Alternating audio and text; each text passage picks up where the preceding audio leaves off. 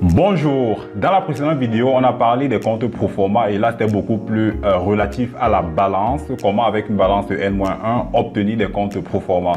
Cette fois-ci, on va parler des états financiers proprement dit, du bilan et du compte de résultats particulièrement et on verra comment avoir dans les rubriques de l'année N-1 des valeurs qui correspondent bien à nos comptes pro forma.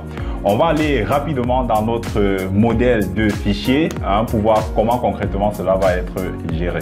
Donc, comme on l'a vu la fois précédente, nous sommes ici dans la balance de l'année N-1. Là, c'est les données en brut qu'il suffit de coller. Une balance à 6 colonnes. J'avais également fait exprès de ne pas compléter ces 4 colonnes-ci. Alors, une fois qu'on a complété cette balance, on a ici la balance de transit qui nous donne les comptes pro forma. Et ce qui est intéressant, c'est que j'ai prévu ici un onglet. Vous pouvez également le faire sur votre propre fichier de montage des états financiers. Cet onglet qui permet donc, à partir des comptes pro forma que l'on a ici, ces comptes pro forma sont tout simplement restitués ici et j'ai prévu ici des formules qui vont donc prendre les 4 premiers caractères et en fonction du sens du solde vont mettre un C ou un D. C pour crédit et D pour débit. Une fois que cela est fait, j'ai ajouté ici une colonne pour la rubrique. Il faut noter que cette rubrique, c'est bien entendu la rubrique soit du bilan, soit du compte de résultat. Pour ce premier compte de capital, le CA renvoie certainement la rubrique capital dans le bilan, pardon. Tout est pris en charge de façon automatisée afin de restituer au bilan les bonnes valeurs. Ce qui est intéressant, c'est que j'ai également prévu des contrôles pour ne donner une rubrique lorsque le compte est bon et que le sens du solde est également cohérent. Ce qui signifie que si nous rentrons sur notre balance N-1 en brut, on va par exemple modifier ce premier compte pour qu'il corresponde à un compte qui n'existe pas dans le plan comptable Cisco Ada.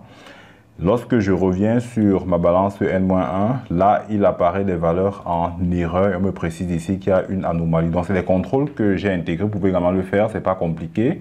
Avec des formules si erreur et recherche V pour pouvoir prévoir, n'est-ce pas, une gestion correcte des anomalies, des incohérences qui pourraient apparaître sur votre fichier.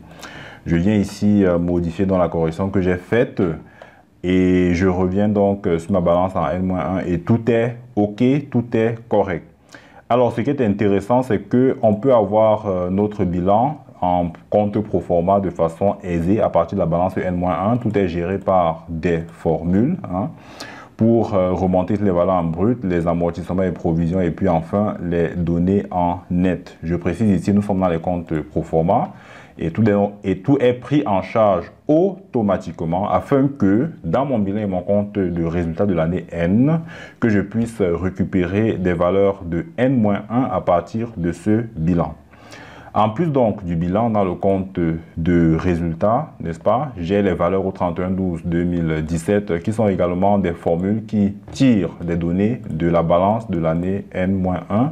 Tout est géré également en automatique. C'est pas compliqué à faire. Vous intégrez juste des formules somme-si qui récupèrent les données de la balance N-1 afin de les restituer dans cette colonne.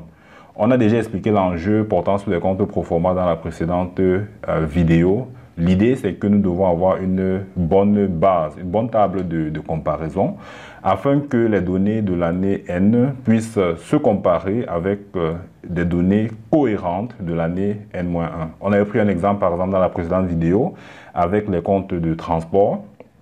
On sait par exemple qu'en matière de frais accessoires sur achat, les transports sur achat ne sont plus dans les comptes de charges par nature. Ce n'est plus dans cette rubrique RG. Ce sera plutôt, s'il s'agit des marchandises par exemple, ce sera plutôt dans la rubrique RA. Il sera donc tout à fait logique que la rubrique RA au 31/12/2018 puisse être comparée avec une rubrique RA au 31/12/2017 qui intègre également le transport sur achat pour l'année 2017. Alors, je vous remercie de m'avoir suivi dans le cadre de cette vidéo. Si vous voulez télécharger ce fichier que je suis en train de vous présenter, c'est pas compliqué. Il suffit de cliquer sur le lien que j'ai prévu à cet effet dans la description et je me ferai un plaisir de vous envoyer ce fichier Excel qui va vous aider cette année à monter sereinement et aisément vos états financiers 2018 en prenant en compte tous les changements du Cisco ADA révisé.